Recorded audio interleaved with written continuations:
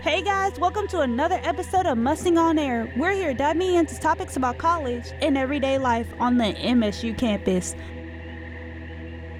Welcome back to another episode of Anything and Everything, brought to you by M&G Media. Today we're going to talk about the spooky season with a hint of candy, mask, and the occasional scary movie. That's right, we're talking about Halloween. I'm not a fan of it, but I will happily eat some candy. Halloween's origins date back to the ancient Celtic festival of Samhain. The Celts, who lived 2,000 years ago in the area that is now Ireland, the United Kingdom, and northern France, celebrated their new year on November 1st. I have with me today Annette Villa and her sister Angie, who are religious about Halloween, and Stephen Gomez, who likes to dress up in elaborate costumes and enjoys the good things of Halloween, and Sydney Ellis, who enjoys Halloween and likes to watch Halloween movies. Why do you like Halloween and why you don't like Halloween? Can you give me a little clarification of religious reasons and why do you like to dress up during Halloween? I guess I'll go first. I've always liked Halloween as a little child. It was one of those days where I could just kind of dress up and be whatever I wanted. And it was also like a lot of good memories of family memories together. And it just kind of really brought, I think, as I got older, just a sense of how welcoming everybody is during Halloween, how much people of different, cultures, different races, different genders, they all can kind of just, for one day and or at least, for at least a month, just kind of enjoy being relaxed and just being able to dress up and be a superhero for a day or a night, or go around pretending to be whatever they want to be, in a sense, and just kind of have a freedom to enjoy life. And so that's why I kind of like dressing up for Halloween and just kind of experiencing Halloween in of itself. So. Well, the reason we don't look at Halloween as something to celebrate is because as true Christians, we try to see where the origin is from. And when you want to please God and you love Him so much, you don't want to do anything, that will displease Him. And we don't judge people for what they want to do. God gives us free will, to do what we want. But we try to examine the origins of, holidays. And Halloween specifically has a pagan origin. And so when you look for where it comes from, then you think, maybe I shouldn't do this because, we base everything on the Bible. What I like about Halloween is that it's a time of year where you get to be festive, and it doesn't have to necessarily be something that is deemed bad. It can be so good because it's a time where you get to be with your family, you get to be with your friends and dress up and have fun and, just kind of be something different than who you are. I just think that it's something that people do see as the devil's holiday, but you can turn Halloween not into a form of expression. Expression is the word I was looking for. It's a form of expression of who you are, inside. You don't have to be just all goody all the time. It's a time where you can go out there and you can dress up as your favorite character, or you can be, let's say some people dress up as Beyonce because that's who they see themselves as, and it's a time to just express how you feel and a time to express the fun and the nature of, the not reality of life. What did you think about her point of view, and what do you think that we can do to compromise, or does this make you think differently about why you dress up? I put my trust in God. I always try to do my best. I don't, there were some costumes I'm like, shouldn't probably wear. I'm not really too comfortable when somebody walks around in one of those horns, demons, skins painted red and stuff. And I'm just like, okay, now you could probably calm that down a bit. But, each person has their own desire, and each person has their own, choice to make in life. And, and as Christians, we are here to evangelize and, talk, but we're not here to just be throw the Bible at people during Halloween, but I do agree that it's, we have to, there are sort of compromises. Is there any traditions that you do with your family during Halloween, and what do y'all do since you don't celebrate Halloween? So, we're not totally against children having costume parties and, having candy, because, there's nothing wrong with those things. It's just doing it that day and in the manner that the world does it. The Bible says that you will know our people, and so by the love you have among themselves. So we spread love, and we love children so much, and we have talent shows. We have other forms of entertainment, so they don't feel deprived of these holidays.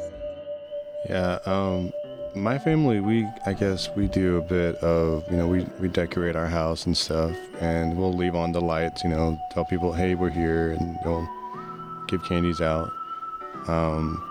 And we'll play some, old Halloween music, like Monster Rock, or just stuff like that, or one man flying purple people eater, and stuff, and we just have kind of light fun, but occasionally we'll turn on maybe the Disney Channel and see what type of old movie that we all kind of enjoy to remember, and just kind of watch something like that. Psycho, maybe, and we truly understand the point of getting together, because God's a creator of family, so we're not against that at all. That's what we base everything on, our beliefs, everything that we do. Ephesians 5:10 says, keep making sure of what is acceptable to the Lord. So we really try to apply the Bible principles. We're not perfect, but we do try to live the way Jesus did. So that's basically what, our faith is based on. Well, I don't do traditions as of now, just because I'm in college. But before I got to college, I would go trick-or-treating. I would go do the trunk-or-treat with my mom. Decorate the house, decorate outside the house with pumpkins and jack-o'-lanterns and all sorts of things. And I just hope to continue those traditions when I have kids of my own and when I have my own family. What's a good word? Not Christian. Like, they wanted me to see that you can do other things in life. Steven, I know that you are dressing up for class this Halloween. I would like to ask you a question about that. How did you come up with the idea for the costume? So my costume is actually from a popular online video game. It's called TF2. TF2 is like the acronym. Its actually name is Team Fortress 2. And it's an old classic game. It's a free-to-play game, and it's just where, it has a big community, that even though it's been out since 10 years since, and it's just kind of a big deal in the gaming community. But these characters are just so beloved, and especially by me and my roommate, who's also dressing up as a character. And I decided to dress up as the medic, and that's pretty much his name. He's just called the medic. Thank you, Steven, for your information about the costume. Annette, I wanted to ask you and your sister, since people celebrate Halloween and they make a big deal out of it, even though you said, in the Bible and all this, do you pass it down to your children so they can understand? And Sydney, what is your opinion on Halloween and how it is made and what you think people think about it? Well, what we do, I was raised the way I am right now as a Jehovah's Witness. And my mom, at an early age, started talking to me about the Bible and studying with me. And so when the holidays came around, she would explain to me, just like I did today, what the origin of them are. And since I was a young girl, I learned to love God a lot. And so it's kind of like you get the fear of God, but it's not afraid. It's a fear of displeasing Him. It's something that doesn't have to be the devil's holiday in your household. And that's how my parents treated it for me. They treated it as a time where they wanted me to have fun. Well, yeah, I'm a Christian and I'm a heavy believer in Jesus, but I do understand why certain other Christians say that Halloween is the devil's holiday. And that's why they don't celebrate Halloween. See me, I just want the candy. That's it. I'm there for the chocolate. Oh, believe me, we take advantage of the sales after the holidays. That is my father right there. He goes to the store, bags of chocolate. He is We don't mind eating candy at all. Drive my mother crazy. She's like, I'm on a diet. How could you? And then me and my dad are just like, well, it's free chocolate pretty much. How do y'all feel about ghosts, spirits, and Ouija boards? There's a spiritual warfare, and there's conflict within us all, and it's not done by man to man. It's done by it's demons that are basically coming after you, ghosts and all that. And I just we firmly believe not to mess with that, not to even try to when we see a Ouija board and by the toy marks of all the other toys, we're horrified. It was like, why? We've gone to garage sales, and we have to make sure that that home doesn't have one of those or even books on that, because if you bring something home, we've had stories where Christians have had to throw away what they bought because they started having trouble, and it was because they had bought something at a garage sale or moved in a home where the garage was full of stuff and realized there was a Ouija board in there. So yes, you don't play around with things like that. So it's good to stay away from it. To an extent, that ghosts and spirits are real. It's a real thing. Back in the 1800s, when this whole thing started of the Salem witch trials, Ouija boards were given to the priestesses, the high priestesses, and they were the ones who talked to spirits and talked to ghosts through the Ouija boards. Back then, it wasn't a bad thing that people make it out to be now. It was more of to talk to family and talk to different spirits to make them pass on into the next world. So I think that it is a real thing just because we have evidence that it happened back then.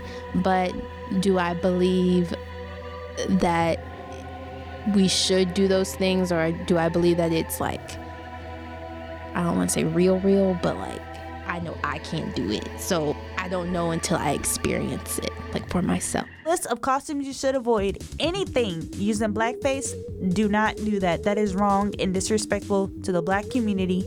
Anything involving a Holocaust victim, again, disrespectful to their community and what they went through.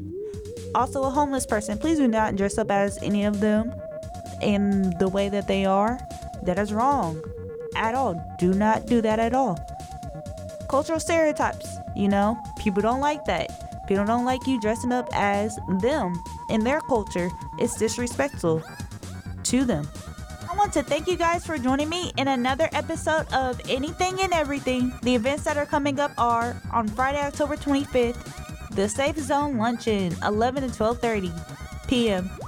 Critical Conversation Series, 1 p.m. Mindfulness and Stress Management Workshop, Student Success Series, 2 p.m. Ping Pong Tournament, 3 to 6 p.m. Our opening reception, Jonathan Reverett, 6 to 8 p.m. MSU Trunk or Treat, 6 to 8 p.m. Women's Volleyball, 6 p.m. Drag the Hill, 10 p.m. Saturday, October 26th, Women's Volleyball, 2 p.m. Wichita Falls Museum of Art Weekend Workshops, 1:30 to 4:30 p.m. Women's Soccer, 5 p.m. Men's Soccer, 7 p.m. Sunday, October 27th, National Association of Teachers of Singing Voices Recital, 4 p.m. You're welcome. We really enjoyed it. Yeah, it was really fun. You're welcome.